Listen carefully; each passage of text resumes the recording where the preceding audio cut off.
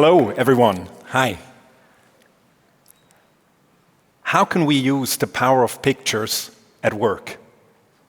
How can you visualize what you think, what you know, and make that accessible for others to improve collaboration?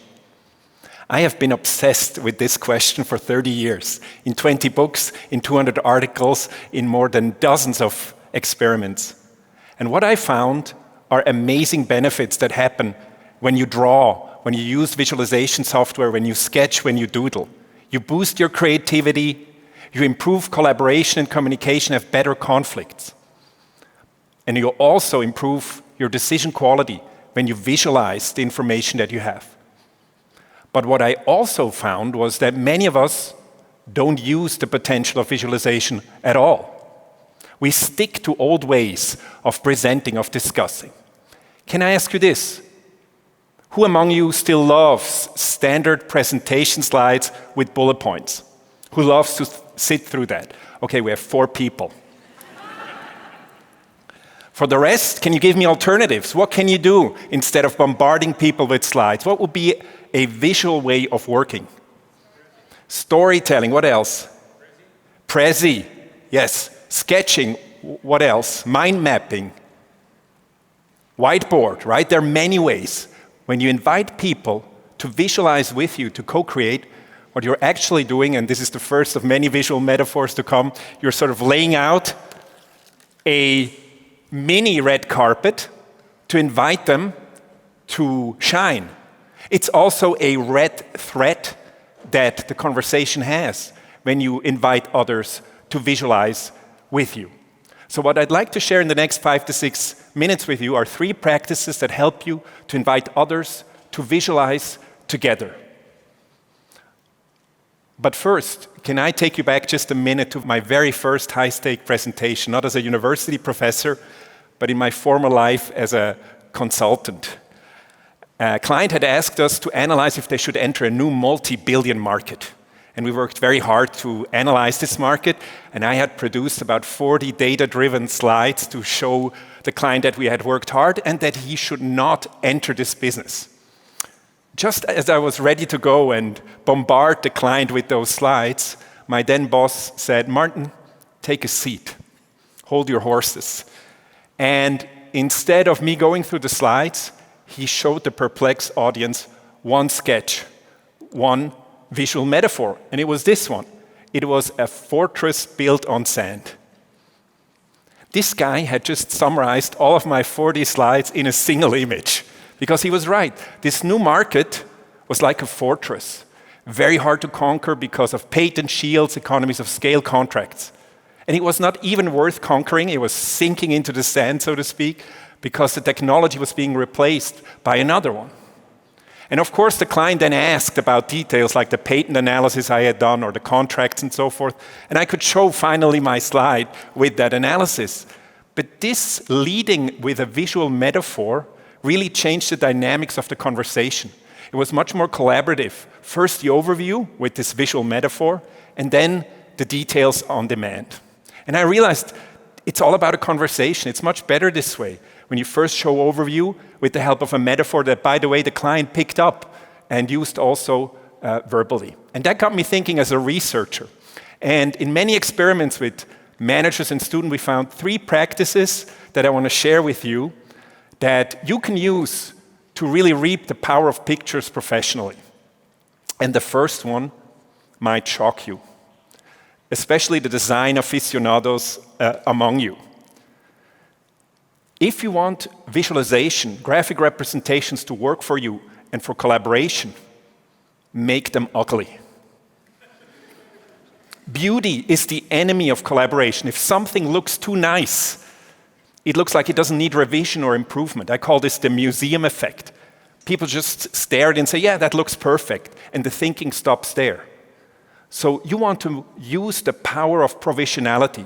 You want to signal with your drawings, this is work in progress, and invite collaboration in this way. So this is good news for all of us who are terrible at drawing, right? So it's not a bug, it's a feature. The technical term is low perceived finishness, right? It looks provisional. It invites collaboration. And by the way, banks and telecom companies and insurances have been using this all along. It's called pencil selling, right? When instead of using shiny slides, you just sketch something with a pencil for a client, like a product.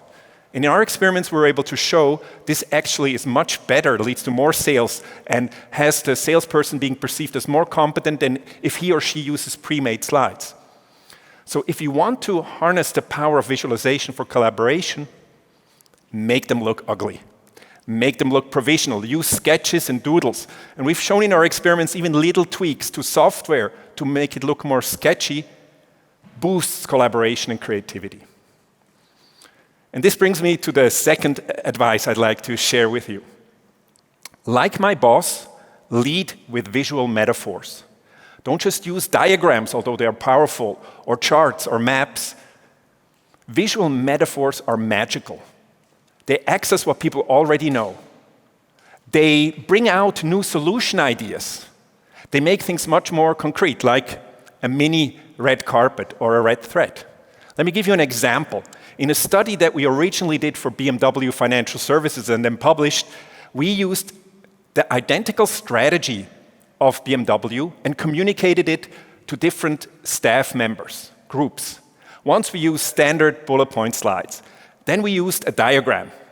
And for the third group, we used the mountain trail visual metaphor with the same content as the other two. And guess what?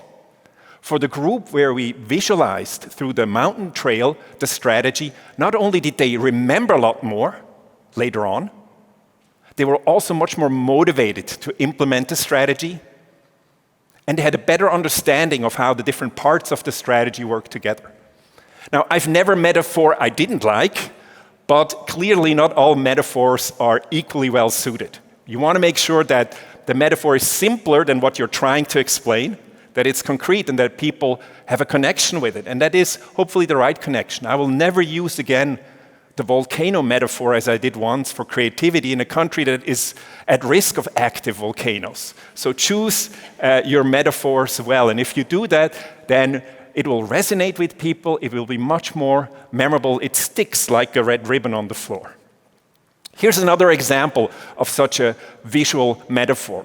It can come from nature, it can come from technology, it can come from mythology, you name it. Here, I used the bridge to visualize a few, I'm a professor of communications management, a few communication problems.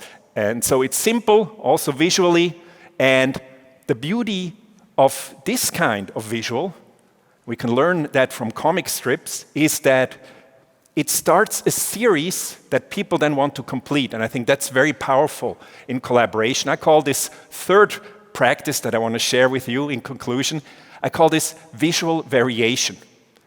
You use a metaphor or a diagram, and then you vary it. You repeat it, but slightly differently. And the magic that this does for collaboration is people start to extend the series you're giving them. So for example, here, communication is one-sided because of a lack of listening, right? A one-way street, or the bridge is not aligned, there's misunderstandings, or it's too full, the too many messages crowd out the key message, and people automatically think of other communication problems through the metaphor of the bridge, like one car going off the bridge, maybe because the person is too emotional, right? Or the bridge being shaky, maybe because there's no trust in the relationship. Visual metaphors spark the imagination, especially if they come in a series of images. This is, by the way, a very empirically validated theory. It's called variation theory, and it basically says that you do not understand anything until you understand it in more than one way. And so, if you ask me for advice how to make visuals more part of your everyday work, I would say start a series, start a simple image. It doesn't have to be sophisticated, and invite others to build on that. Here is my final example for that. As a university professor, we often advise students, and many of our students still have this stereotypical career path in mind that it only goes upward in terms of salary or hierarchy. And I drew this visual variation to invite them to think about alternative career trajectories. So the career doesn't have to be linear. In fact, I find, I don't know how about you, that the most intriguing careers are often non-linear. are different than this upward staircase model. So in conclusion, go forth and visualize or vanish, use the power of pictures, and when you do that, you will see it boosts your creativity, it improves decisions, especially if you use images that signal that they're work in progress, that invite others, like a red carpet to shine together, to co-create something new together. Especially if you don't just rely on abstract diagrams or charts, but use the power of visual metaphors to activate what people already know. And thirdly, of course, if you don't just use a single image and overload that one, but start a sequence that your colleagues can build upon. Thank you very much.